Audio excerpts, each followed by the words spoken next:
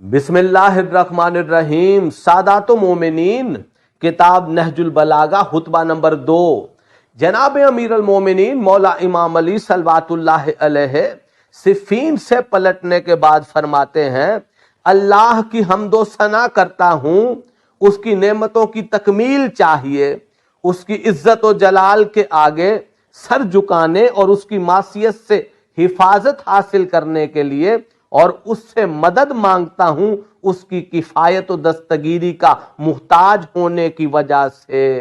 جسے وہ ہدایت کرے وہ گمراہ نہیں ہوتا، جسے وہ دشمن رکھے اسے کہیں ٹھکانہ نہیں ملتا، جس کا وہ کفیل ہو وہ کسی کا محتاج نہیں رہتا۔ یہ حمد اور طلب امداد وہ ہے جس کا ہر وزن میں آنے والی چیز سے پلہ باری ہے، ہر گنجے گراں مایا سے بہتر و برتر ہے۔ میں گواہی دیتا ہوں کہ اللہ کے علاوہ کوئی معبود نہیں جو یکتا لا شریک ہے، ایسی گواہی جس کا خلوص پرکھا جا چکا ہے اور جس کا نچوڑ بغیر کسی شائبے کے دل کا عقیدہ بن چکا ہے۔ زندگی بھر ہم اسی سے وابستہ رہیں گے اور اسی کو پیش آنے والے خطرات کے لیے ذخیرہ بنا کر رکھیں گے۔ یہی گواہی ایمان کی مضبوط بنیاد اور حسن عمل کا پہلا قدم اور اللہ کی خوشنودی کا ذریعہ اور شیطان کی دوری کا سبب ہے۔ اور یہ بھی گواہی دیتا ہوں کہ محمد اس کے عبد اور رسول ہیں، جنہیں شہرت یافتہ دین، منقول شدہ نشان، لکھی ہوئی کتاب، ذو فشاں نور، چمکتی ہوئی روشنی اور فیصلہ کن امر کے ساتھ بھیجا، تاکہ شکوک و شبہات کا ازالہ کیا جائے اور دلائل کے زور سے حجت تمام کی جائے، آیتوں کے ذریعے ڈرایا جائے اور عقوبتوں سے خوف زدہ کیا جائے۔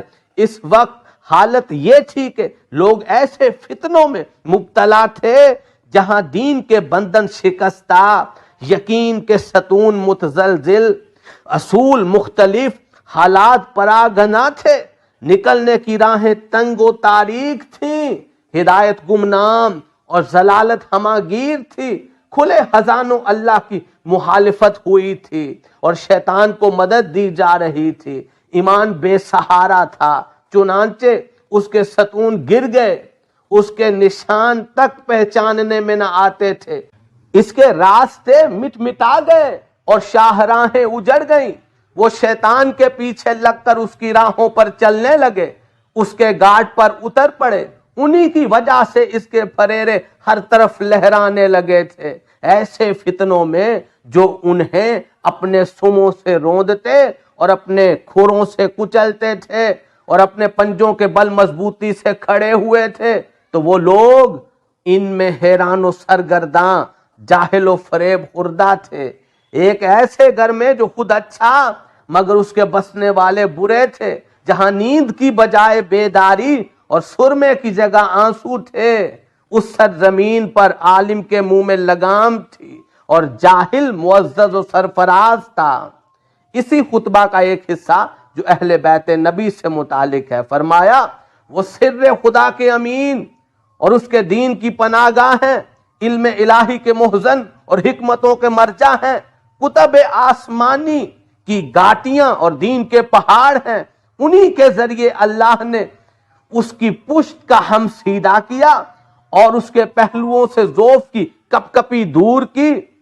اسی خطبہ کا ایک حصہ جو اہل بیت کے دشمنوں سے متعلق ہے، انہوں نے فسق و فجور کی کاشت کی، غفلت و فریب کے پانی سے اسے سینچا اور اس سے ہلاکت کی جنس حاصل کی۔ اس امت میں کسی کو آل محمد پر قیاس نہیں کیا جا سکتا۔ جن لوگوں پر ان کے احسانات ہمیشہ جاری رہے ہوں وہ ان کے برابر نہیں ہو سکتے۔ وہ دین کی بنیاد اور یقین کے ستون ہیں، آگے بڑھ جانے والے کو انہی کی طرف پلٹ کر آنا ہے اور پیچھے رہ جانے والے کو انہی سے آ کر ملنا ہے۔ حق کے ولایت کی خصوصیات انہی کے لیے ہیں اور انہی کے بارے میں پیغمبر کی وصیت اور انہی کے بارے میں نبی کی وراثت ہے۔ اب یہ وہ وقت ہے کہ حق اپنے اہل کی طرف پلٹ آیا اور اپنی صحیح جگہ پر منتقل ہو گیا۔ سبحان اللہ، بے شک ایسا ہی ہے۔ والسلام، المدد یا امیر المومنین مولا امام علی صلوات اللہ علیہ۔